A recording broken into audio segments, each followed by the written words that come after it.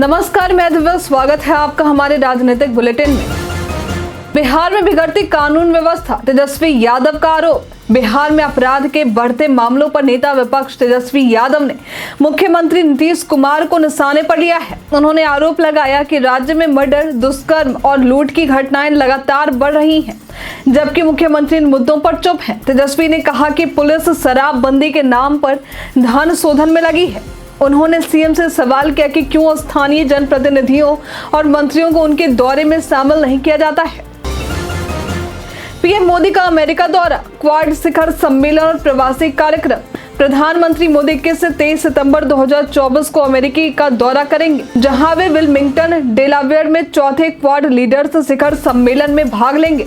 New York में वे Nassau collegium में भारतीय अमेरिकी समुदाय को संबोधित करेंगे और अमेरिकी बिजनेस लीडर्स के साथ मुलाकात करेंगे। इसके बाद पीएम मोदी संयुक्त राष्ट्र के भविष्य के लिए शिखर सम्मेलन में भाग लेकर वैश्विक मुद्दों पर चर्चा करेंगे, जिसमें भारत की नेतृत्वकारी भूमिका को उजागर किया जाएगा।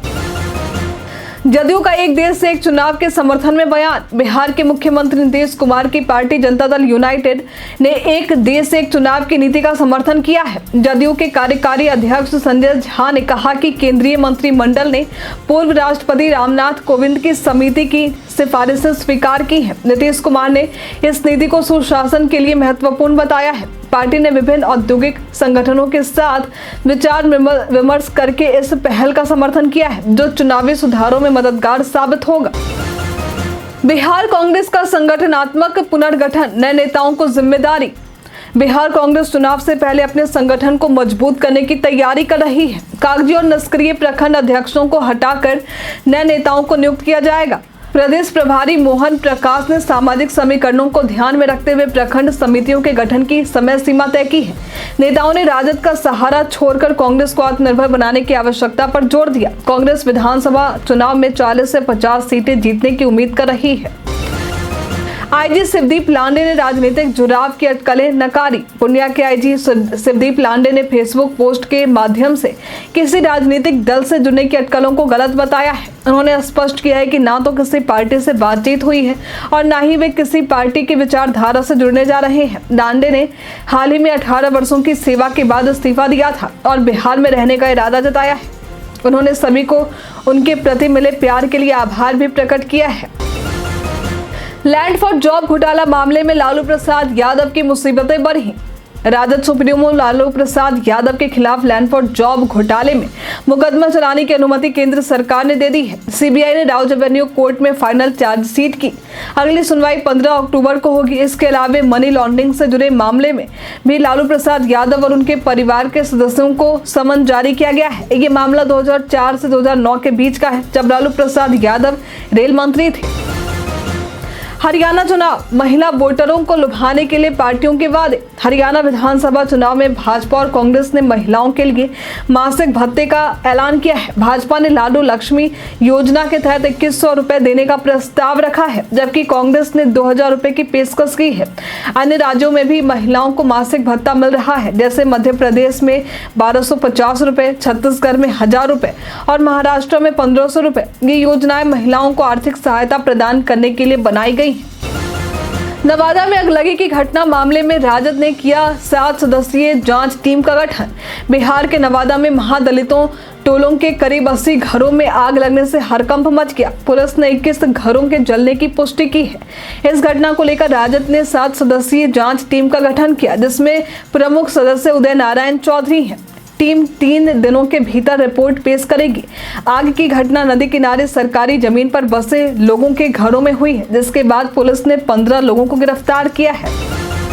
ICAR NISA का शताब्दी समारोह, राष्ट्रपति का भव्य स्वागत। Indian council of agricultural research, national institute of secretary agriculture का शताब्दी समारोह नामकुम में शुरू हो गया है। राष्ट्रपति मुर्मू, केंद्रीय कृषि मंत्री शिवराज सिंह चौहान और अन्य अतिथियों ने कार्यक्रम में भाग लिया। राष्ट्रपति का भव्य स्वागत किया गया, जिसमें आदिवासी कलाकारों ने पारंपरिक नृत्य प्रस्तुत किया। समारोह में महिला किसानों ने भी भाग लिया। इस दौरान सुरक्षा के लिए कार्यक्रम परिसर की जांच की गई।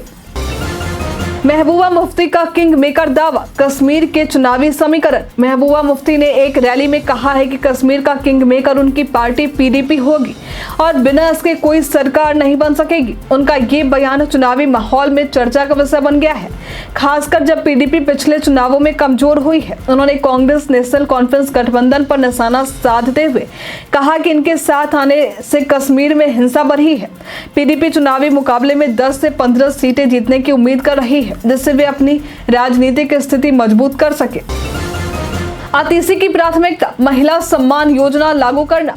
दिल्ली की नई मुख्यमंत्री अतीसी शनिवार को शपथ लेंगी और उनकी प्राथमिकता महिला सम्मान योजना को लागू करना होगा। इस योजना के तहत 2000 करोड़ का बजट प्रस्तावित किया गया है, जिसमें महिलाओं को प्रति माह 1000 रुपए सम्मान राशि दिए जाएंगे। महिला बाल विकास विभाग इस योजना को लागू करने के लिए तैयार है और मंत्री कैलाश गहलोत ने इसका फ्रेमवर्क पूरा करने का निर्देश दिया है। आपको बता दें कि पेंशन या सरकारी नौकरी वाली महिलाएं इस योजना में शामिल नहीं होंगी।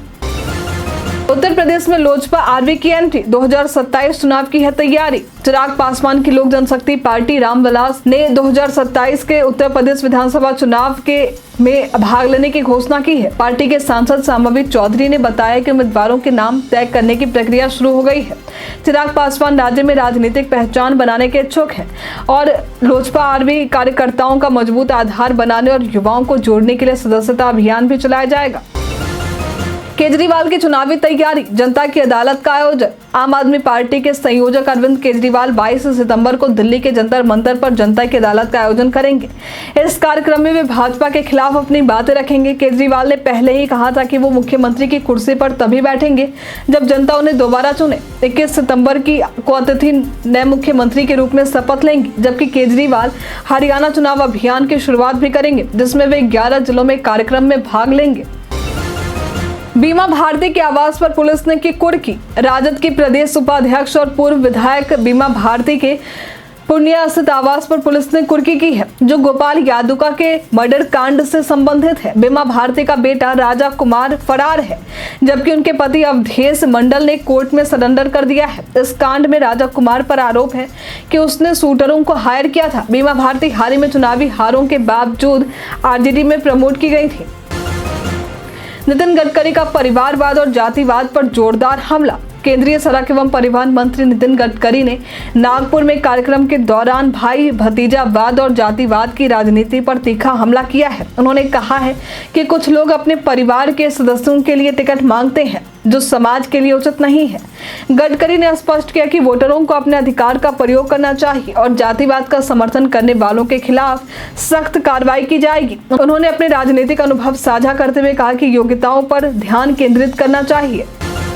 राजद का सदस्यता अभियान, 1 करोड़ नए सदस्यों का लक्ष्य। राजद सुप्रीमो लालू प्रसाद यादव और तेजस्वी यादव ने पार्टी के सदस्यता अभियान की शुरुआत की है, जिसमें 1 करोड़ नए सदस्य बनाने का लक्ष्य है। बिहार सरकार के मंत्री सुमित सिंह ने राजद के इस प्रस्ताव को सामान्य बताया और कहा कि सभी पार्टियां ऐसा करती हैं। उन्होंने यातायात नियमों के उल्लंघन पर राजद विधायकों के चालान पर भी सफाई दी है।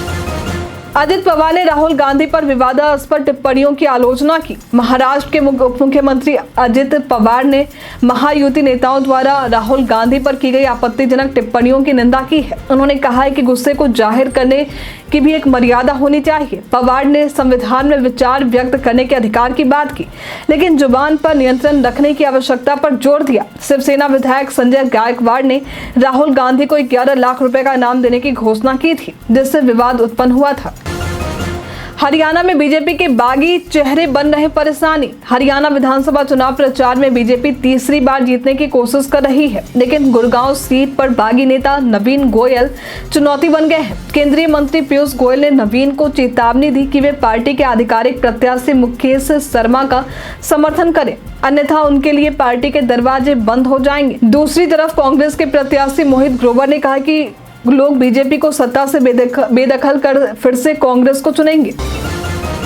राहुल गांधी का हरियाणा दौरा, घायल युवक के परिवार से मुलाकात। कांग्रेस नेता राहुल गांधी ने शुक्रवार को हरियाणा के करनाल जिले के गोगरीपुर गांव में घायल युवक अमित के परिवार से मुलाकात की है। अमित के भाई अजित ने बताया कि गांधी ने अमेरिका में अमित से मिलने का वादा किया था। राहुल गांधी ने परिवार को इस कठिन समय में मदद का आश्वासन भी दिया था। इस यात्रा का मकसद विधानसभा चुनाव से पहले किसानों की समस्याओं और बेरोजगारी को उठाना था। राहुल गांधी ने इससे पहले भी हरियाणा का दौरा किया था। हरियाणा में कांग्रेस के अंदरूनी कलह बनी चुनौती।